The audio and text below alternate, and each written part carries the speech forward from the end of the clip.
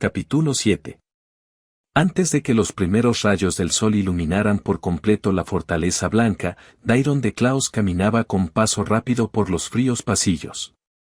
Se detuvo en una de las recámaras apartadas y mandó llamar a su mayordomo en Acros, Lucien Vane. Lucien ordenó Dairon en un susurro, entregándole un pequeño pergamino sellado con cera negra. Envía este mensaje de inmediato. Dairon no mencionó en ningún momento a dónde se dirigía la misiva, guardando el destino del documento en la más absoluta intriga. Y asegúrate de que se mantenga en secreto. Mi hermana Vanessa no debe enterarse de esto. El mayordomo, con su habitual y exquisita sonrisa cortés que escondía su mente calculadora, tomó el pergamino e hizo una profunda reverencia. Como ordene, príncipe Dairon. Será despachado con la mayor discreción. Satisfecho, Dairon salió al patio principal. Allí ya lo aguardaba la élite de la nueva generación imperial, listos para la expedición. Montados o de pie junto a sus imponentes bestias, se encontraban Darius Philippe, Banja Philippe, Ragnar Braun y Eris Malter. A un costado, custodiando la retaguardia de la formación, se hallaba su vasallo, Lord Robert Asper, con sus agudos sentidos mágicos ya alerta. Dairon alzó su lanza con una sonrisa de anticipación. Es hora de partir. Esperen, interrumpió una voz gélida a sus espaldas. Vanessa de Klaus apareció en lo alto de las escaleras del patio. Falta alguien más. Llegará dentro de poco. Dairon borró su sonrisa, chasqueando la lengua con fastidio y mirándola con impaciencia. ¿Ese tipo también irá? No esperaremos más. Nos iremos. Pero a lo lejos en el firmamento se vio a un dragón colosal acercarse. Al aterrizar frente a Vanessa, el impacto sacudió el patio. Era Lumen, una bestia aerodinámica de 45 años cuyas escamas parecían forjadas de cuarzo transparente, haciéndolo casi invisible en el cielo despejado y sin proyectar sombra alguna. De la montura descendió Nerea Carras, 22 años. Como hija de los herederos principales de la familia Kyrus, Nerea poseía un talento aterrador, sumamente calculador y silencioso. Dominaba la magia de esquirlas refractantes, capaz de tejer una red óptica letal que rebanaba armaduras y carne desde absolutamente todos los ángulos. Vanessa le dio la bienvenida con una ligera inclinación de cabeza. Únete al grupo de Dairon, le ordenó Vanessa, y con un ademán tajante, se dio la vuelta para marcharse al interior de la fortaleza. Cuando Nerea se acercó al grupo, Dairon se cruzó de brazos. Como siempre, haciéndonos perder tiempo, Nerea masculló. Nerea soltó una risa suave y cristalina, acomodándose los guantes con elegancia. Jejeje. Qué impaciente. Pero aún así, sabes perfectamente que no puedes derrotarme. Los ojos de Dairon se afilaron. Aunque él era un prodigio, solo me ganas por un rango de poder militar. Nuestra diferencia es mínima, replicó Dairon, dando un paso desafiante hacia ella. Ya te mostraré mi verdadera capacidad en esta expedición y te haré arrodillarte ante mí. Nerea lo miró con absoluta calma, sus ojos reflejando la misma frialdad de los cristales de su familia. Eso lo veremos. Nos vemos, hermana mía, gritó Dairon hacia los pasillos, despidiéndose de Vanessa. Sin perder un segundo más, montó ágilmente sobre su dragón arcano y ordenó el despegue. En el trayecto hacia el norte, Dairon redujo deliberadamente la velocidad, guiando a la formación a través de las nubes bajas. Miren a su alrededor, no tenemos apuro en llegar, mencionaba Dairon, extendiendo los brazos y mostrándoles las verdes llanuras de Acros. Contemplen la debilidad de lo que hemos conquistado. Las burlas de sus acompañantes no se hicieron esperar. Es patético, rió Ragnar Braun, su voz pesada y ruidosa retumbando en el viento. Sus murallas de piedra parecen juguetes. Un solo aullido de estruendo y todos esos castillos se harían polvo. Eris Malter escupió hacia abajo, chispas de fuego corrosivo bailando en sus manos con profundo asco. Huelen a debilidad. Son un rebaño agrícola esperando a ser sacrificado. No entiendo cómo soportan vivir así. Darius Philippe observó el horizonte con sus ojos fríos y calculadores. Sus jinetes son aún peores. He oído que un príncipe bastardo de la casa Dimitri ni siquiera es capaz de formar un vínculo con una bestia. ¿Cómo esperan rebelarse si ni siquiera tienen hijos de su propia sangre real? Esta es tan vacía. Por otro lado, muy lejos de allí, el grupo de Cleyan y Kael se encontraba a medio camino hacia las inestables tierras de la zona 1. Sin embargo, el avance era frustrantemente lento. Debido a que Kael era el único sin un vínculo y tenía que viajar a caballo, el resto del escuadrón aéreo debía volar a baja altura y a velocidad mínima para no dejarlo atrás. La formación estaba compuesta por Cleyan, Kael, Serena Dimitri, Gail Clayton, Elara Clayton, Aldrich Breyer, Dorian Maigret y Celine Maigret. La tensión por el ritmo de la marcha no tardó en manifestarse en quejas. Por los dioses, a este paso llegaremos cuando seamos ancianos, se quejó Dorian Maigret desde el lomo de Vértigo, la bestia de vuelo errático, frotándose las sienes. Podríamos estar cruzando las montañas si no tuviéramos que arrastrarnos al paso de un caballo. Elara Clayton asintió, visiblemente aburrida. Dorian tiene razón. Vamos demasiado lento. Serena Dimitri bajó la vista desde su joven dragón escarcha, con el ceño fruncido. No empiecen a quejarse. ¿Vamos todos juntos o no vamos? Además, ¿por qué no disfrutan de los paisajes mientras llegamos? Aldrich Breyer sonrió, respaldando a la joven Dimitri desde su acorazado dragón salvaje, férreo. Serena tiene un buen punto. Los bosques están tranquilos. Relájense un poco, no nos hará daño tomarnos nuestro tiempo. De pronto, una presión psíquica fría y punzante barrió el grupo. Selene Maigret, jinete nivel 4 y experta en telepatía empática, los miró con un desprecio absoluto desde su dragona blanca, Velo. «Qué patéticos suenan», dijo Selene, con un tono carente de cualquier emoción. «Aquí estamos para mejorar nuestras habilidades y prepararnos para cualquier conflicto, no estamos en un viaje de recreación. Si siguen con esa mentalidad débil, el imperio nos aplastará». Kael, apretando las riendas de su corcel, mantuvo la mirada perdida hacia el frente. La frialdad de las palabras de Selene y las quejas de Dorian resonaban en su cabeza, clavándole una y otra vez la daga de su inferioridad. Cleyan, volando un poco más bajo con tifón, lo observó con preocupación, sabiendo que el viaje hacia la zona 1 no solo pondría a prueba sus magias, sino el orgullo fracturado de su sobrino. El viento dejó de soplar con naturalidad. A medida que la caravana imperial avanzaba, el cielo azul se tiñó bruscamente de tonos morados y rojizos, como si el propio aire estuviera magullado. Dairon de Klaus detuvo el vuelo de su dragón arcano en el borde de un inmenso acantilado que marcaba la frontera. Frente a ellos se extendía un paisaje que desafiaba toda lógica natural. «Llegamos a la zona 1, la famosa zona de fracturas», exclamó Dairon, con los ojos brillando de oscura anticipación. «Es hora. Vámonos».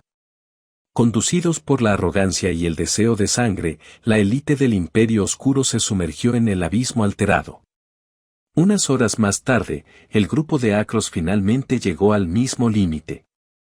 El lento paso de los caballos había retrasado su avance, pero al pararse en la cima de la colina, el cansancio se esfumó, reemplazado por un sobrecogedor terror y asombro. «Por fin estamos aquí», dijo Cleyan Dimitri, apretando las riendas de tifón mientras contemplaba el horizonte deformado. «Es momento de ingresar a la zona de fracturas». Ante los jóvenes herederos se abría un testamento viviente de la destrucción. La zona 1 no era un simple terreno baldío, era un área geográfica donde el clima y la magia estaban permanentemente alterados, producto de las cicatrices permanentes que dejó el choque de tantas magias destructivas durante la guerra del año 1900. El paisaje era una pesadilla fragmentada. A lo lejos, se alzaban inmensos bosques de cristal ardiente que nunca se consumían y gigantescos cráteres donde la gravedad estaba invertida, haciendo que rocas y cascadas flotaran hacia el cielo. Más allá, valles enteros estaban cubiertos por tormentas de rayos que nunca cesaban, rugiendo con furia perpetua. El verdadero peligro, sin embargo, no era solo visual. El maná del ambiente estaba tan profundamente corrompido por la radiación mágica residual que el aire se sentía espeso, casi asfixiante. En ese lugar, los jinetes no podían usar su magia libremente sin arriesgarse a una explosión letal, tendrían que aprender a controlar y filtrar la magia de su entorno para sobrevivir. Por si la geografía caótica no fuera suficiente, el terreno estaba plagado de horrores biológicos, bestias mutadas por la radiación que acechaban entre las ruinas y los cristales, depredadores letales que no conocían el miedo. Dorian Maygrit tragó saliva, sintiendo cómo su dragón vértigo se agitaba inquieto ante la distorsión del maná. Kael, desde su caballo, miró los relámpagos perpetuos a la distancia, sintiendo una extraña y peligrosa resonancia en sus propias manos. Desde las sombras de los árboles a sus espaldas, una figura se deslizó sin hacer el más mínimo ruido. Era el comandante Lucian Gray, montado sobre Eclipse, el sigiloso dragón de escamas negras mate que absorbía la luz a su alrededor y cuyas alas no emitían ningún sonido al batirse. Lucian, con su habitual frialdad letal, detuvo a su montura junto a los príncipes. «Me mantendré cerca», mencionó el comandante real, con una voz baja y cortante que no dejaba lugar a dudas. «Solo intervendré si su vida corre peligro inminente. A partir de esta línea, su supervivencia depende de ustedes mismos y de cómo canalicen el caos de este lugar. Cleyan, muestra el camino a tu grupo». Cleyan asintió con firmeza, asumiendo su rol como líder de la expedición. Desenvainó su espada y, guiando a Tifón, cruzó el umbral. Kael, Aldrich, Serena, Gael, Elara, Dorian y Selene lo siguieron en silencio, adentrándose en el infierno mágico donde la nueva generación de ambos imperios estaba destinada a chocar. El aire en la zona de fracturas era denso y asfixiante, cargado de una radiación mágica residual que hacía vibrar la piel y dificultaba la respiración de los recién llegados. No habían avanzado mucho por el caótico terreno de cristales ardientes y tierra ennegrecida cuando el primer enfrentamiento se desató. De entre las grietas del suelo emergieron tres bestias mutadas por el maná corrupto, criaturas deformes que alguna vez fueron depredadores comunes, pero que ahora poseían espolones de roca y ojos enloquecidos por la energía inestable de la zona. Cleyan Dimitri, asumiendo rápidamente su rol de líder táctico, estabilizó a su dragón de hielo, Tifón, y evaluó el terreno. Sabiendo que necesitaba integrar a su sobrino en la batalla para evitar que se hundiera en su propia oscuridad y soledad, giró hacia donde Kael aguardaba a caballo. «Kael, es tu turno», ordenó Cleyan en voz alta, con la clara intención de levantarle el ánimo e involucrarlo. «Tu magia de rayo pura es perfecta para penetrar sus defensas. Ataca ahora». Kael, sintiendo una repentina chispa de propósito, asintió con firmeza. La electricidad azul comenzó a chisporrotear intensamente alrededor de sus nudillos, acumulando magia pura y preparándose para canalizar un impacto directo. Pero antes de que Kael pudiera siquiera lanzar su primer relámpago, una ráfaga de humo blanco y cegador cortó el campo de batalla de tajo. Selene Maygrit, sin seguir en lo más mínimo las indicaciones de Cleyan, se adelantó a toda velocidad montada sobre su dragón a velo. Sin dudarlo, la jinete de nivel 4 utilizó su magia de telepatía empática para inyectar una violenta ola de terror irracional directamente en las débiles mentes de las bestias mutadas. Los monstruos chillaron y se paralizaron de pánico en el acto, momento que Selene aprovechó para que su dragona los asfixiara rápidamente con su bruma letal. La batalla terminó antes de empezar. Selene sacudió la cabeza con evidente aburrimiento, mirando los cadáveres desde las alturas con sus fríos ojos. «Esto es demasiado fácil», indicó Selene, con un tono carente de emoción. «Pensé que este lugar sería mucho más peligroso». ¡Qué decepción! Gael Clayton, no queriendo quedarse atrás en la demostración de superioridad, hizo que su dragón Silex soltara un rugido cargado de chispas ardientes. «Tranquila, Selene. Quizá más adelante esto se ponga verdaderamente divertido», mencionó Gael, apoyando el brazo sobre su montura con una sonrisa arrogante. Ambos jóvenes herederos voltearon entonces hacia Kael, quien aún mantenía sus puños cargados de electricidad, congelado a medio ataque. Selene lo miró de arriba abajo con absoluto desdén. No es necesaria tu intervención, Kael mencionó Selene, con un tono condescendiente que cortó más profundo que cualquier cuchilla. Nosotros nos encargamos de estas cosas menores. Ustedes simplemente quédense atrás y procuren no estorbar. El silencio que siguió a esas palabras fue aplastante. Las chispas azules en las manos de Kael comenzaron a volverse erráticas y agresivas, parpadeando con violencia al no poder contener la tremenda frustración y la rabia de sentirse inútil en medio de la élite con dragones. Cleyan apretó las riendas de Tifón hasta que los nudillos se le pusieron blancos, enfurecido por la insubordinación y la crueldad de sus compañeros, poniendo el ambiente de la expedición mucho más tenso y fracturado de lo que ya estaba. Pero pese al mal estado emocional de Kael y la tremenda frustración que amenazaba con descontrolar su núcleo de maná, el joven logró calmarse. Las chispas erráticas se apagaron lentamente en sus nudillos.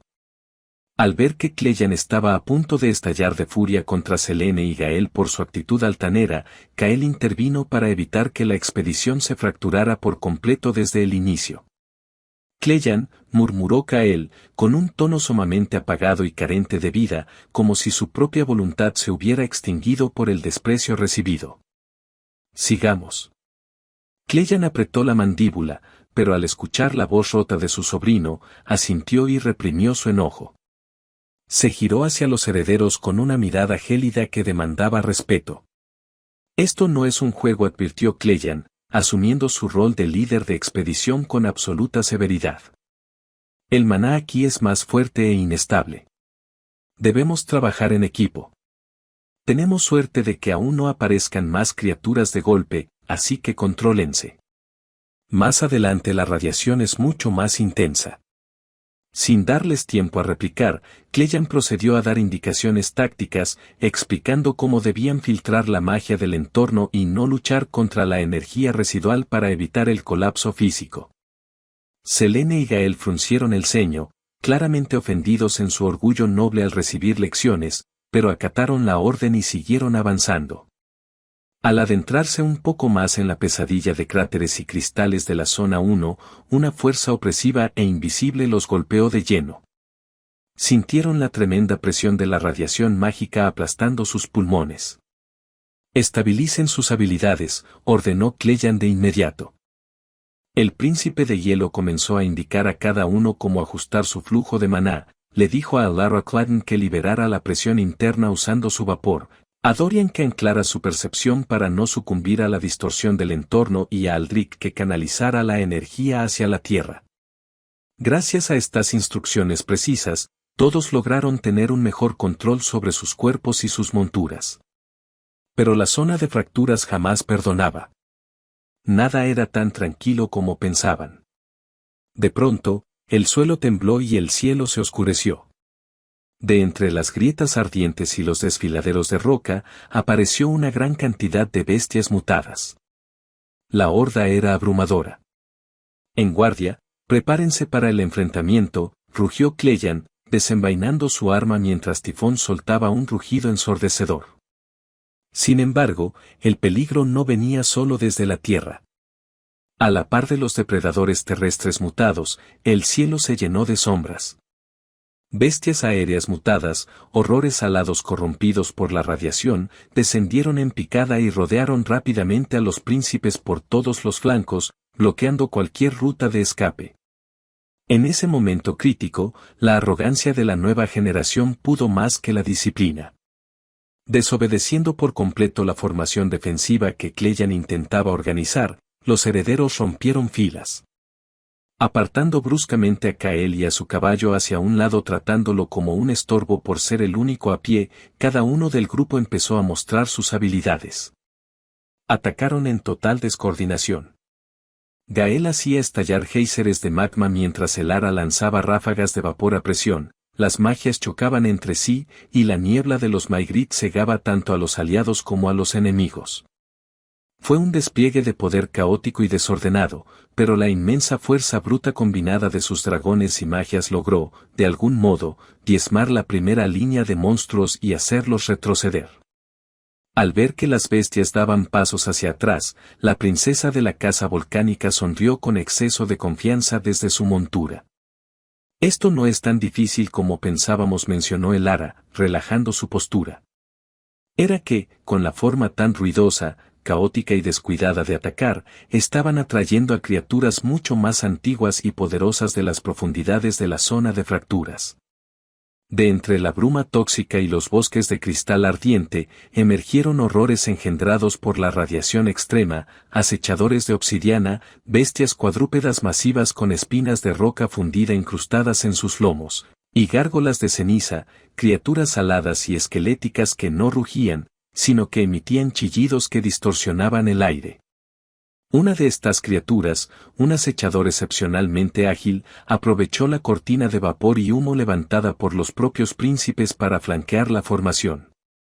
Se deslizó en absoluto silencio y apareció justo detrás de Aldrich Briar, abriendo sus fauces letales mientras el príncipe botánico estaba completamente distraído atacando al frente.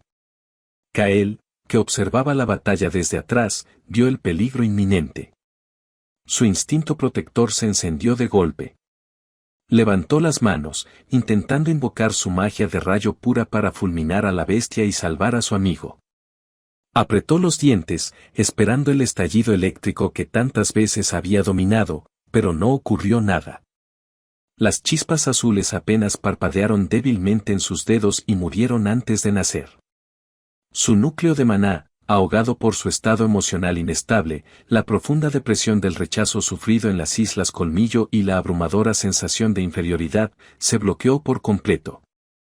La magia simplemente no respondió. Kael se quedó congelado, mirando sus propias palmas temblorosas con una mezcla de horror, decepción y furia absoluta hacia sí mismo. ¿Qué demonios me ocurre?, pensó Kael, sintiendo un nudo asfixiante en la garganta. No puedo, ni siquiera puedo usar mi habilidad para ayudar a mi amigo. Justo cuando la bestia estaba a punto de abalanzarse sobre la espalda de Aldrich, una onda de terror psíquico golpeó a la criatura, paralizándola en el acto. Selene Maigrit había intervenido. Montada sobre Velo, la princesa de la bruma derribó al monstruo con su magia empática, salvando al heredero de los Briar. Al estabilizar el flanco, Selene giró el rostro hacia Kael. Sus ojos, fríos e implacables, lo escrutaron con una mezcla de lástima y profundo desprecio. Ni para eso sirves, Kael, siseó Selene, con una voz venenosa que cortó el aire. No sé qué hace alguien tan débil y patético como tú en este lugar. Solo eres un estorbo. Esas crueles palabras fueron el golpe de gracia. El frágil muro de contención en la mente de Kael se hizo añicos, provocando su rompimiento emocional total. Consumido por una frustración que le desgarraba el pecho y ciego de furia contra sí mismo y el mundo, Kael tomó una decisión drástica. Sin decir una sola palabra, el joven soltó las riendas de su caballo. Le dio la espalda a Cleyan, a Aldrich y al resto de los herederos de Acros, y comenzó a caminar por su cuenta, alejándose hacia las profundidades más oscuras y letales de la zona de fracturas. Cleyan, al darse cuenta de lo que estaba sucediendo, sintió que el corazón se le detenía. Kael, gritó Cleyan, desesperado, intentando girar a Tifón. Kael, vuelve aquí, idiota. Es un suicidio. Desde las sombras de los peñascos cercanos, el comandante Lucien Gray había presenciado todo. Montado en su sigiloso dragón Eclipse, desenvainó sus espadas dobles, dispuesto a abandonar su posición oculta para ir tras Kael. Sabía que un joven sin bestia y con la mente fracturada no sobreviviría a la radiación residual de la zona. Pero justo cuando Lucian ordenó a su montura avanzar, un estruendo sísmico hizo temblar la tierra bajo sus pies. El ruido ensordecedor de los ataques descontrolados de los príncipes había actuado como un faro. De los inmensos cráteres emergió una verdadera marea de bestias mutadas. Eran demasiadas. En cuestión de segundos, los monstruos terrestres y aéreos rodearon por completo a los jóvenes herederos de Acros, cerrando cualquier ruta de escape. Lucien detuvo a Eclipse en seco, apretando la mandíbula con frustración. Miró hacia la espesa niebla por donde Kael acababa de desaparecer, y luego miró a los príncipes, que ahora retrocedían aterrorizados al verse superados en número. El comandante real maldijo por lo bajo. Sabía que, con su arrogancia y la falta de coordinación estructural, los jóvenes no podrían sobrevivir solos ante semejante enjambre. Obligado por su deber de proteger a los herederos del reino, Lucien Gren no tuvo más opción que abandonar la búsqueda de Kael y lanzarse directamente al centro del caos para evitar una masacre.